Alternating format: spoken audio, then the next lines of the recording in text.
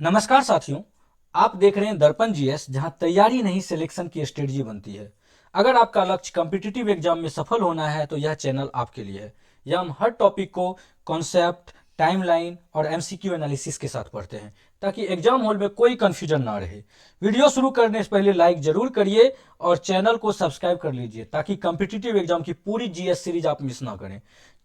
कल्पना कीजिए 1922 में एक आंदोलन असफल हो जाता है, कांग्रेस के अंदर मतभेद शुरू हो जाता है और फिर जन्म होता है एक नई राजनीतिक रणनीति का, स्वराज दल।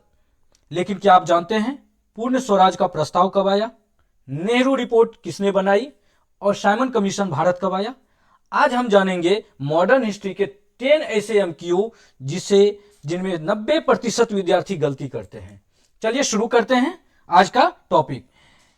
स्वराज दल की स्थापना असफलता के बाद हुई। स्वराज दल की स्थापना किसके असफलता के बाद हुई? बताइए आंसर इसका। स्वराज दल की जो स्थापना है वो किनके असफलता के बाद? असहयोग आंदोलन, सविनय अवज्ञा आंदोलन, रॉलेट बिल सत्याग्रह या चंपारण सत्याग्रह? देखिए, असहयोग आंदोलन की असफलता जो है उसके बाद हुई स्वराज दल की स्थापना। किसके असफलता के बाद? तो असहयोग आंदोलन की असफलता के बाद स्वराज दल की स्थापना होती है। स्वराज दल को ही अलग अलग नाम से जाना जाता है। एक नाम जिसे हम कह सकते हैं कांग्रेस खिलाफत, कांग्रेस खिलाफत स्वराज पार्टी, इस नाम से भी ये जाने जाता है, कांग्रेस खिलाफत स्वराज पार्टी, कांग्रेस खिलाफत स्वराज पार्टी। इसका गठन कब हुआ था? इसका गठन हुआ था जनवरी 1923 में। जब चौरी चौरा कांड हुआ, असहयोग आंदोलन समाप्त हो गई, तो फिर जनवरी 1923 में इसका गठन किया जाता है और गठन करने वाले शख्स का नाम है CR दास। CR दास मतलब चित्तरंजन दास। ध्यान रखिएगा, चित्तरंजन दास, चित्तरंजन दास। और दूसरे व्यक्ति थे जो इंपोर्टेंट नाम है वो है मोतीलाल नेहरू, मोतीलाल नेहरू। ये दो व्यक्ति हैं जिन्होंने स्वराज दल की स्थापना में मुख्यतः भूमिका निभाई। इसके जो अध्यक्ष थे चित्तरंजन दास जो थे वो इनके अध्यक्ष थे। ध्यान रखिएगा, चित्तरंजन दास इसके क्या थे? अध्यक्ष। चित्तरंजन दास अध्यक्ष थे स्वराज पार्टी के और वहीं इसे स्वराज दल के भी नाम से जाना जाता है। और मोतीलाल नेहरू इनके महासचिव बने थे। मोतीलाल नेहरू को महासचिव बनाया गया था। स्वराज पार्टी जो था, इन्होंने अपने को कांग्रेस का अभिन्न हिस्सा माना था। ध्यान रखिएगा, ये कांग्रेस से अलग नहीं हुआ था, कांग्रेस का अभिन्न हिस्सा माना कि ये कांग्रेस से अलग नहीं है। साथ ही इन्होंने अहिंसा और असहयोग के प्रति अपने वचनबद्धता को दोहराया था। स्वराज पार्टी बोला कि हम अहिंसा का काम पर करेंगे और साथ ही हम असहयोग करेंगे। जो असहयोग आंदोलन है, असहयोग तो हम करते रहेंगे, लेकिन कहां जाकर के करेंगे? तब सरकार में घुस करके करेंगे। तो ये स्वराज दल की स्थापना किसके असफलता के बाद होती है? असहयोग आंदोलन के स्थापना के बाद होती है। 1922 में गया के इंडियन नेशनल कांग्रेस के अधिवेशन के अध्यक्ष कौन थे? अगर आप बिहार का कोई एग्जाम देते हैं तो ये बहुत इंपॉर्टेंट क्वेश्चन हो जाता है कि ये क्वेश्चन पूछा जाता है 1922 में गया के इंडियन नेशनल कांग्रेस के अधिवेशन के अध्यक्ष कौन थे? देखिए 1922 में, ध्यान रखिएगा 1922 का साल है। जेल से छूटे एक व्यक्ति जिनका नाम है चित्तरंजन दास। क्या नाम है? चित्तरंजन दास, जिनके बारे में अभी हमने पढ़ा, स्वराज पार्टी का स्थापना किया था। चित्तरंजन दास को गया में कांग्रेस सम्मेलन का निर्वाचित अध्यक्ष चुना गया। असहयोग आंदोलन के समाप्ति के बाद देशबंधु ने जो थे इनको जाना जाता है, चित्तरंजन दास को ध्यान रखिएगा देशबंधु के नाम से भी। किन नाम से जाना जाता है? देशबंधु। तो देशबंधु जो थे इन्होंने क्या किया? सभा प्रवेश कार्यक्रम के जरिए, जैसे सभाओं के भीतर से, सभा मतलब जो विधानसभा है, केंद्रीय सभा है, हम उनके भीतर प्रवेश करेंगे और उनमें जाकर के असहयोग करेंगे। भारतीय राजनीति को नया आयाम देने का इन्होंने प्रयास किया। लेकिन ध्यान रखिएगा, इस समय जब इन्होंने स्वराज दल का स्थापना की बात किया तो इसी समय में कुछ लोग थे, जैसे राजगोपालाचारी, C राजगोपालाचारी। ध्यान रखिएगा कुछ नाम का, C राजगोपालाचारी। इसके अलावा वल्लभ भाई पटेल,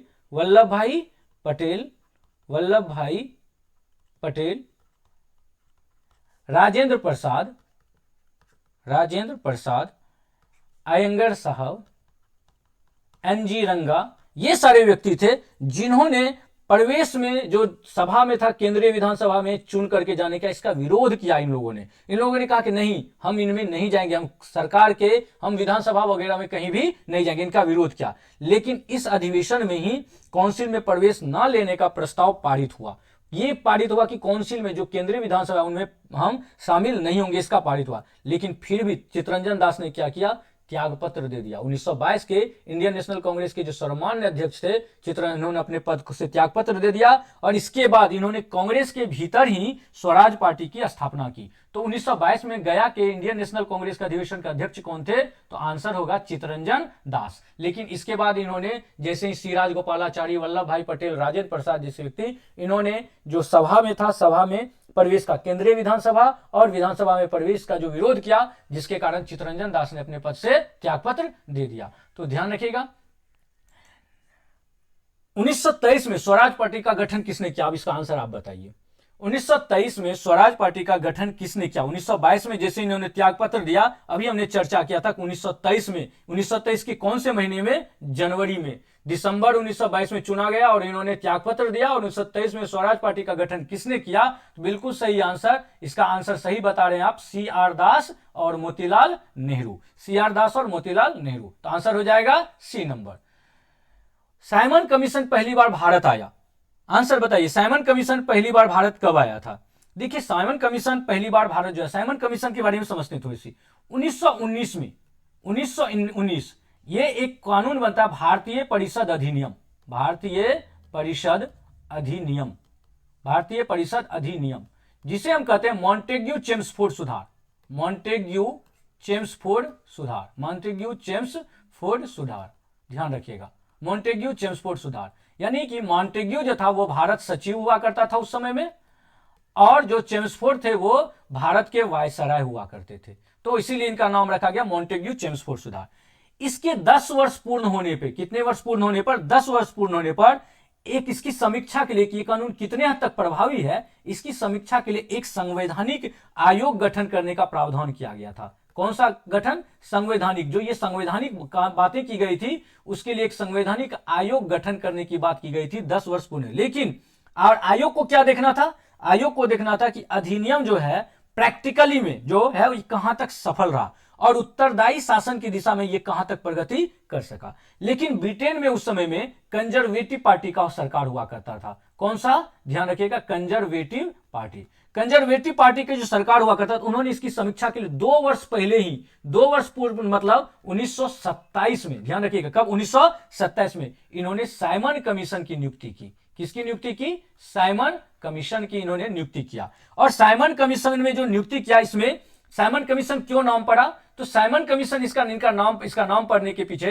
कारण क्या था, इसका साइमन कमीशन पढ़ने के कि साइमन, इनमें जो इनके अध्यक्ष थे उनका नाम था सर जॉन साइमन। क्या नाम था इनका नाम, इनके अध्यक्ष का नाम sir John Simon, sir John Simon, sir John Simon, इनकी नियुक्ति की गई सर जॉन साइमन की अध्यक्षता में। एक दल गठित किया जिसमें कुल कितने व्यक्ति थे, 7 व्यक्ति थे। सदस्य कितने थे, 7 सदस्य। और ये सभी सदस्य जो थे, ये सभी सदस्य अंग्रेज थे, ये सभी सदस्य अंग्रेज थे। तो ये अंग्रेज यानी गोरे लोग थे, तो इसलिए इनको कहा गया श्वेत कमीशन भी। किस नाम से जाना गया, श्वेत कमीशन। इसमें सभी सदस्य अंग्रेज थे, एक भी कांग्रेसी को नहीं शामिल किया गया था, ना भारतीय, किसी भारतीय को शामिल कर दिया था। इसीलिए इसे कांग्रेसियों ने उस समय श्वेत कमीशन कहा और इसका विरोध किया। और ये साइमन कमीशन भारत कब पहुंचा था, तो साइमन कमीशन, ध्यान रखिएगा, 3 फरवरी 1928 को, कब भारत पहुंचा था, 3 फरवरी 1928 को। कहां पे भारत में पहुंचा था, तो बंबई में। कहां पर ये पहुंचा था, उस समय बंबई कहते थे, अभी जिसे हम मुंबई कहते हैं। तो 3 फरवरी 1928 को बंबई पहुंचा और वहां पर इसका विरोध किया गया। तो हम सवाल अगर देखें कि साइमन कमीशन पहली बार भारत आया, कब आया साइमन कमीशन पहली बार भारत, तो आंसर इसका बताइए, पहली बार आया कब, 1928 में। कितने तारीख को, 3 फरवरी 1928 को। तो आंसर इसका क्या हो जाएगा, 1928।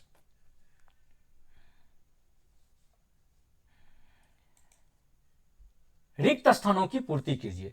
नेहरू रिपोर्ट डैश की अध्यक्षता में एक कमेटी द्वारा तैयार किया गया था और इसका विषय था डैश। नेहरू रिपोर्ट किनकी अध्यक्षता में तैयार किया गया था, समझिए। साइमन कमीशन की अभी हमने बात किया। साइमन कमीशन जब नियुक्त हुई तो साइमन कमीशन की बातों को विरोध किया गया। उस समय में जो वहां के राज्य सचिव थे, जो अनुदारपंथी के, कंजर्वेटिव पार्टी के, वहां के राज्य सचिव, उन्होंने, वो नाम था लॉर्ड बिरकेनहेड। क्या नाम था, लॉर्ड बिरकेनहेड, लॉर्ड बिरकेनहेड। लॉर्ड बिरकेनहेड साहब ने कहा कि भारतीय लोग संवैधानिक सुधार के लिए ठोस प्रस्ताव करने में असमर्थ है। इसलिए हमने क्या किया कि पूरे पूरे जो है अंग्रेजों को हमने नियुक्त किया उसमें। तो इसके लिए उन्होंने कहा तो भारतीय ऐसा संविधान बनाने में असमर्थ है जिनको सभी भारतीयों का व्यापक राजनीतिक समर्थन प्राप्त हो। इस चुनौती को भारतीयों के द्वारा स्वीकार कर लिया गया और एक योजना को अंतिम रूप देने के लिए उसी साल फरवरी, मई, ध्यान रखिएगा ये टाइमलाइन, फरवरी, मई और अगस्त, ये 3 महीना ध्यान रखिएगा। 1928 का वर्ष है, फरवरी, मई और उसमें सर्वदलीय, ध्यान रखिएगा, सर्वदलीय अधिवेशन आयोजित किया गया। सभी दल के लोग एक जगह इकट्ठा हुए, सर्वदलीय अधिवेशन आयोजित किया गया। और इसमें मोतीलाल नेहरू की अध्यक्षता में, किनकी अध्यक्षता में, तो मोतीलाल नेहरू के अध्यक्षता में एक गठित की गई कमीशन, मोतीलाल नेहरू की अध्यक्षता में, किनकी अध्यक्षता में, मोतीलाल नेहरू। तो मोतीलाल नेहरू को अध्यक्ष बनाया गया। मोतीलाल नेहरू की अध्यक्षता में 8 सदस्यीय कमेटी बनाई गई। मोतीलाल नेहरू की अध्यक्षता में कितनी सदस्यीय कमेटी बनाई गई, तो 8 सदस्यीय कमेटी बनाई गई। कितने सदस्य थे इनके, 8 सदस्य, ये भी ध्यान रखिएगा। ये जो 8 सदस्यीय कमेटी गठित की गई, इन 8 सदस्यीय कमेटी में अगर हम देखें तो मुख्यतः सभी ये 8 सदस्य जो थे वो भारतीय थे। और इनका जो मोतीलाल नेहरू की अध्यक्षता में गठित किया गया, इसलिए इनका नाम पड़ा नेहरू रिपोर्ट। किस नाम से जाना गया, नेहरू रिपोर्ट किस नाम से जाना गया, नेहरू रिपोर्ट के नाम से। और नेहरू जो था, इन्होंने रिपोर्ट कब पेश किया, अगस्त 1928 में। अगस्त 1928 में इन्होंने एक रिपोर्ट दिया और इन्होंने कहा संविधान का एक प्रारूप प्रस्तुत किया और इसके अध्यक्ष मोतीलाल नेहरू थे, इसलिए इनका नाम क्या रखा गया, नेहरू रिपोर्ट। मोतीलाल नेहरू ही इसके मुख्यतः लेखक थे, ध्यान रखिएगा, मोतीलाल नेहरू को ही इसके लेखक मुख्यतः माने गए थे। अगर हम इनमें देखें कुछ पॉइंट, तो ये नेहरू रिपोर्ट में क्या क्या बातें की गई थी, देखिए इसमें कुछ चीजें डिमांड की गई थी। वो डिमांड क्या था, पहला डिमांड था कि डोमिनियन स्टेट्स की मांग की गई। ध्यान रखिएगा, डोमिनियन स्टेट्स की मांग करना, किसका मांग करना, डोमिनियन स्टेट्स की मांग की गई, डोमिनियन स्टेट्स की मांग की गई। सबसे पहला क्या मांग था, डोमिनियन स्टेट्स बनाया जाए। डोमिनियन स्टेट्स का मतलब कि जितने भी कनाडा या ऑस्ट्रेलिया जैसे जो अंग्रेज के अंदर हैं, उनको अपने ही बातों में, अपनी जो सरकार गठित है उसमें उनको अपनी बातें रखने का मौका दी जाए, अपने अनुसार वो शासन कर सके। पहला मांग किया गया। और जो सिफारिश की गई कि वयस्क मताधिकार की बात की गई। ध्यान रखिएगा, ये प्रश्न के नेहरू रिपोर्ट में किनकी बातें की गई थी, वयस्क मताधिकार का बात किया गया। इसके लिए महिलाओं के लिए समान अधिकार की बात किया गया। तो आपसे सवाल ये पूछ सकता है घुमा करके कि महिलाओं के लिए समान अधिकार की बात किसमें कहा गया था, तो महिलाओं के लिए समान अधिकार का बात नेहरू रिपोर्ट में कहा गया था। इसके अलावा यूनियन बनाने की स्वतंत्रता की बात की गई थी, जो हमारे अनुच्छेद 19 में है, यूनियन बनाने का, संगठन बनाने का स्वतंत्रता हो, उन पर किसी प्रकार का न। और साथ ही धर्म को राज्य से अलग करने की बात किया गया था। क्यों कहा गया धर्म को राज्य से अलग करने की, क्योंकि उसमें पृथक निर्वाचन मंडल की काफी ज्यादा चर्चाएं होने लगी थी। तो साइमन कमीशन जो नेहरू रिपोर्ट था, नेहरू रिपोर्ट में इन सारी चीजों की क्या की गई, बातें की गई। तब सवाल है कि नेहरू रिपोर्ट की अध्यक्षता में एक कमेटी द्वारा तैयार किया गया था और इसका विषय क्या था, आंसर बताइए। तो नेहरू रिपोर्ट किसकी अध्यक्षता में तैयार किया गया था, मोतीलाल नेहरू की अध्यक्षता में। और एक कमेटी और इसका विषय क्या था, भारत में संवैधानिक व्यवस्थाएं कैसी होनी चाहिए। तो आंसर क्या हो जाएगा, सी नंबर। मोतीलाल नेहरू जो थे इनके अध्यक्ष थे और इसका विषय क्या था, भारत में संवैधानिक व्यवस्थाएं लागू करना। तो आंसर हो जाएगा सी नंबर। पूर्ण स्वराज का प्रस्ताव लाहौर कांग्रेस में पारित किया गया। पूर्ण स्वराज का प्रस्ताव लाहौर कांग्रेस में कब पारित किया गया था, पूर्ण स्वराज का प्रस्ताव। देखिए पूर्ण स्वराज का हम अगर इसके बारे में जाने, देखिए कलकत्ता अधिवेशन कांग्रेस का हुआ था। ध्यान रखिए, कलकत्ता अधिवेशन से इसकी कहानी जुड़ती है। कलकत्ता, थोड़ा सा बैक में चलते हैं। कलकत्ता अधिवेशन, ब्रिटिश सरकार को एक अल्टीमेटम दिया गया कलकत्ता अधिवेशन में कि वर्ष के अंत तक नेहरू रिपोर्ट को स्वीकार कर लीजिए। और ये जैसे ही कहा कांग्रेस द्वारा प्रारंभ कर लिए जाने, नहीं तो क्या होगा, कांग्रेस जो है एक जन आंदोलन प्रारंभ करेगा, उसका आपको सामना करना पड़ेगा। और निर्धारित जो समय रखा गया था कि साल के अंत तक आपको कर लेना है, लेकिन उसका सही उत्तर नहीं मिला। उत्तर नहीं मिलने के कारण दिसंबर 1929 में, डेट याद रखिएगा अगला, दिसंबर 1929 में लाहौर अधिवेशन होता है कांग्रेस का।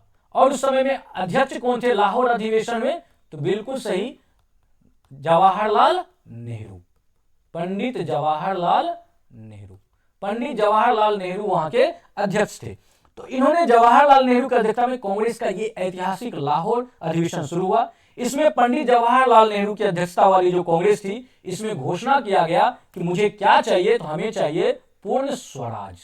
किनकी घोषणा किया गया? पूर्ण स्वराज का। अब सवाल है, पूर्ण स्वराज का प्रस्ताव लाहौर कांग्रेस में पारित किया गया कब? वर्ष 1929 में। तो आंसर क्या हो जाएगा? बी। समझिएगा, देखिए ये जब पूर्ण स्वराज का लक्ष्य घोषित किया गया तो ठीक 31 दिसंबर, ध्यान रखिएगा डेट, 31 दिसंबर 1929 को जैसे ही 12 बजे की घंटी रात की बजी, भारतीय स्वतंत्रता का झंडा फहरा लिया गया। और यह भारतीय स्वतंत्रता का झंडा कहां फहराया गया? प्रश्न काफी बार पूछा जाता है। झंडा फहराया कहां पर? रावी नदी के किनारे। लाहौर में कौन से नदी के किनारे? रावी नदी किनारे। इसलिए भी हिस्ट्री में पूछा जाता है कि लाहौर किस नदी के किनारे है? लाहौर किस नदी किनारे? रावी नदी किनारे। और कब यहां पर झंडा पहली बार स्वतंत्रता का फहराया गया? तो वह था 31 दिसंबर 1929 को। फिर इसके बाद शुरू होता है एक टाइम, ठीक इसके 3 दिन बाद, 3 दिन यानी कि जनवरी, कितने तारीख को? 2 जनवरी, ध्यान रखिएगा अगला डेट, 2 जनवरी 1930। ये टाइम लाइन ध्यान रखिएगा। 2 जनवरी 1930 को एक बैठक होती है, और वो बैठक है कांग्रेस कार्य समिति की। किसकी बैठक होती है? कांग्रेस कार्य समिति। कांग्रेस कार्य समिति क्या है कि कांग्रेस का जो बैठक होता है उनमें से कुछ लोगों का एक समूह होता है जिसे बनाया गया कांग्रेस कार्य समिति। वो काम करेंगे, उसमें जो निर्णय लिया गया है, जो वार्षिक अधिवेशन हुई है, तो उसमें कांग्रेस कार्य समिति, इन्होंने बैठक किया और कहा कि 26 जनवरी 1930 की डेट दिया गया। कब? 26 जनवरी 1930। डेट याद रखिएगा, 26 जनवरी, जिस दिन हम लोग रिपब्लिक डे मनाते हैं। 26 जनवरी 1930 के दिन को पूर्ण स्वराज का दिवस घोषित किया गया। कौन सा दिवस घोषित किया गया? पूर्ण स्वराज दिवस। और इस दिन पूर्ण स्वराज दिवस मनाया जाएगा, ये घोषणा किया। और इसी का 26 जनवरी को प्रत्येक वर्ष पूर्ण स्वराज, उस दिन से हर एक वर्ष को 26 जनवरी को पूर्ण स्वाधीनता दिवस के रूप में मनाया जाने लगा। और इसी कारण हमारे यहाँ 26 जनवरी को रखा गया रिपब्लिक डे का। और संविधान के इस पूरे जो अनुच्छेद थे उसको लागू करने का जो डेट रखा गया वो 26 जनवरी को, क्योंकि वहां पर लाहौर में क्या हुई थी? उसी दिन झंडा फहराया गया था और पूर्ण स्वराज दिवस का घोषणा किया गया था अगले साल 26 जनवरी 1930 के संदर्भ में। तो ये सवाल पूछता है कई बार कि कितने तारीख को जो है लाहौर में किस अधिवेशन में झंडा फहराने की बात की गई थी, कितने तारीख को झंडा फहराया गया? तो 31 दिसंबर 1929 को। और 26 जनवरी 1930 को किसकी चीज की गई थी? पूर्ण स्वराज दिवस का घोषणा किया गया था। तो ध्यान रखिएगा। तो देखिए प्रश्न है, पूर्ण स्वराज का प्रस्ताव लाहौर कांग्रेस में पारित किया गया। कब पारित किया गया पूर्ण स्वराज का प्रस्ताव? तो वह किया गया 1929 में।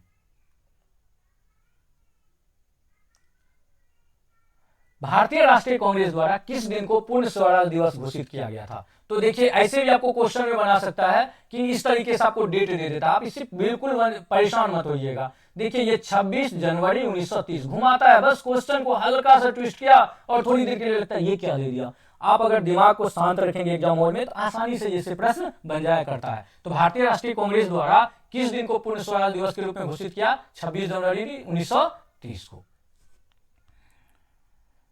1929 के कांग्रेस अधिवेशन में पूर्ण स्वराज का पताका किसने उठाया? ये भी प्रश्न एकदम देखिए बिल्कुल वही चीजें, सेम क्वेश्चन है, बस उसको क्या किया गया है? घुमा करके। ऐसे भी आपसे क्वेश्चन, पूर्ण स्वराज का पताका किसने उठाया? लगता है कि अरे ये कितना हार्ड क्वेश्चन है। इसका आंसर क्या हो जाएगा? अध्यक्ष कौन थे?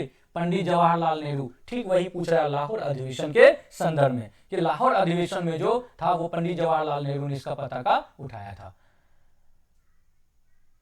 समाजवाद का समर्थक कौन था? और 1933 में ब्रिटिश शासन देशी राज्यों, जमींदार और पूंजीवाद को उखाड़ फेंकना चाहता था। तो कौन था?